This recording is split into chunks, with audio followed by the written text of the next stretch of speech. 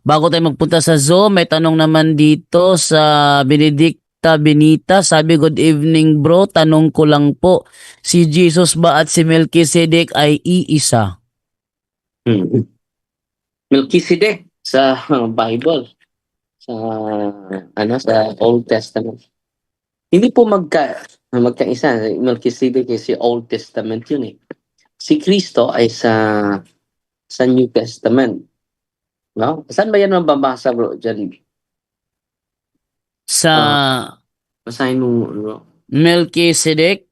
Hebrew 7:1 hanggang ano ba dyan? Hebrew 7 hanggang Sa Old Testament na ba Nueve. yun re? Genesis, Genesis 14 yata yun or, Genesis 14.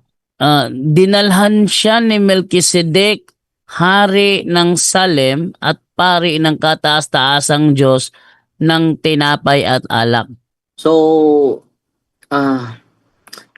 dito mga kapatid, ang parallelism lang ni Kristo at ni Melchizedek, Brother John, pare siya, no? Sa ancient Jerusalem. And then, priest of God, of the Most High, offers bread and wine, no? At siya yung nag-bless ni Abraham, Brother John, no? Sa talatang iyan. And then, basahin mo muna, Brother Jando, ang Psalm 110 verse 4. Okay, alam tayo ngayon sa awit 110 verse 4, ang sabi, si Yahweh ay may pangako at ang kanyang sinabi hindi magbabago. Ikaw ay pari magpakailanman ayon sa pagkapari ni Melchizedek. Dito. Yung pagkapari ni Melchizedek, Brother Jando, kalimitan yung pari sa mga Hudyo ay Levitical priesthood, mga Levites, Brother Jando. Pero ito siya is non-Levitical priesthood. At dito po, itong Melchizedek na ito, pointing forward to Christ, no?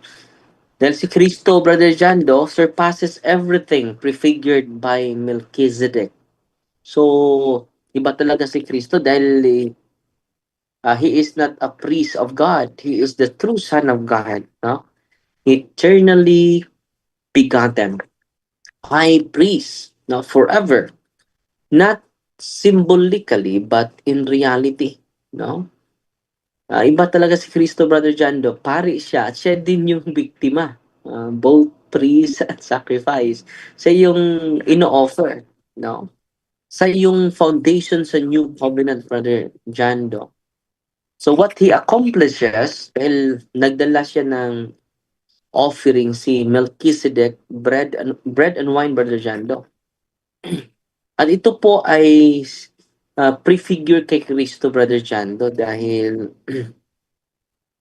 kumuha siya ng tinapay, kumuha siya ng wine, at inaalay niya ito sa Panginoon. At ito pong tinapay na ito ay kanyang katawan. At itong wine na ito, itong alak na ito, ay kanyang dugo. No? So, si Melchizedek, Brother Jando, ito yung differences nila. Si Melchizedek is, in nature, he is human.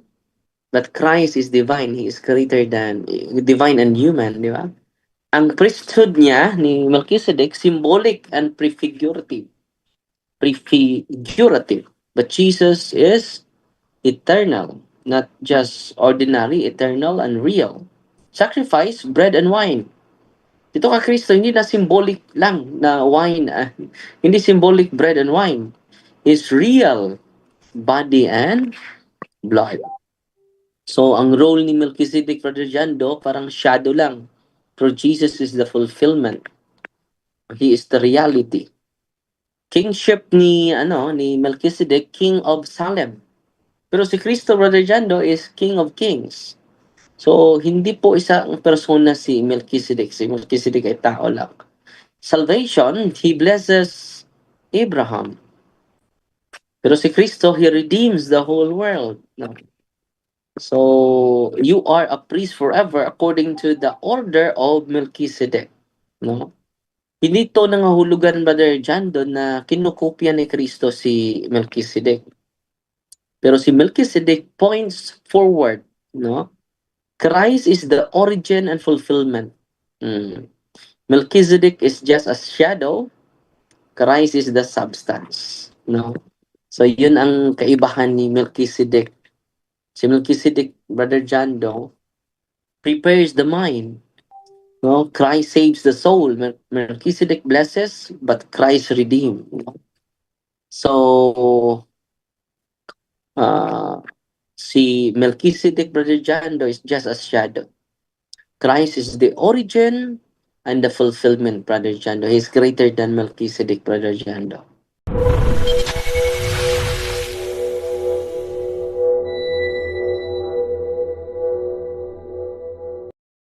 Tonton Balogo, good evening sa'yo. Tatlong tanong lang. Sige pa, magandang gabi po, Father Darwin. Pwede lang ba ako magsalita ng Cebuano? Sige, bro.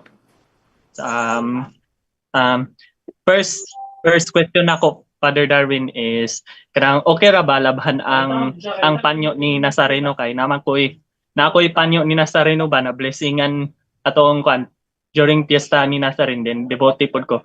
Kuan na siya kanang labhan ra gyapon na siya or dili? Pwede ra. Pwede naman lalabahan yan. No? Ang blessing niyan ay nasa matter naman sa kanyang object, hindi naman sa dumi. Kung dumi na, labahan mo. Sige po.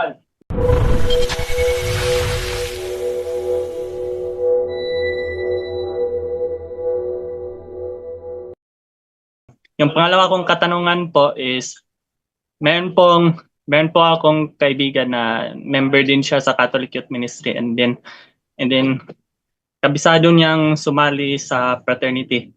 Then nagkakasala po, consider po ba siya na nagkakasala pa siya sa Diyos dahil meron pinopromote nila yung pagpapalo ng paddle, tapos yung minsan nagsindi ng lighter sa para may peklat sa iba't ibang parte ng katawan. So kasalanan po ba yan sa Diyos kahit siya naging alagad ng Panginoon?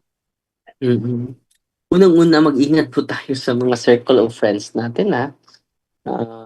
Ano ba yung ideology sa likod niyan? Dahil baka, iba ka na mag-isip sa mga disipulo ni Kristo, sa simbahan na kanyang tatag. Dapat magkaisa tayo sa isipan at puso sa simbahan po. At mag-ingat po kayo sa circle of friends ninyo, sa mga bata na nakinig natin ngayon. Mag-ingat po sa mga circle of friends. Na dapat yung mga tao na maging close natin ay mapalapit tayo sa Panginoon, hindi mapalayo. Dahil mag-ingat po kayo sa mga hindi naman lahat fraternity ay masama. Pero siguraduhin ninyo na yung ideology nila na mapahama ka, hindi ka na makalabas. Mas mabuti pa kung gusto mo ng totoo na brotherhood, nasa simbahan. No, sa mga kaya may religious organization tayo eh. Yang ganun na yan, mga grupo na yan ay we are longing for a belongingness, no? Kaya may Youth for Christ, di ba? May Couples for Christ, may BCBP, may Charismatic, mga religious organization na makapalago sa pananampalataya natin. So, ang ipromote ko lang, bro, ang mga religious organization ng simbahan. Dahil kapag sasama ka sa mga tao na makamundo, maging makamundo ka din. At kung sasama ka sa mga taong bisyoso, maging bisyoso ka din. So, mas maingat po tayo dahil ang dami po na mga opinion, mga idea, which are not promoting the teachings of the church, the teaching of Jesus. Mag-ingat po tayo. Hindi lahat ng grupo ay makapa-lead sa iyo sa kabutihan po. So, ang i-promote lang natin yung mag-lead natin sa kabutihan na kapatid na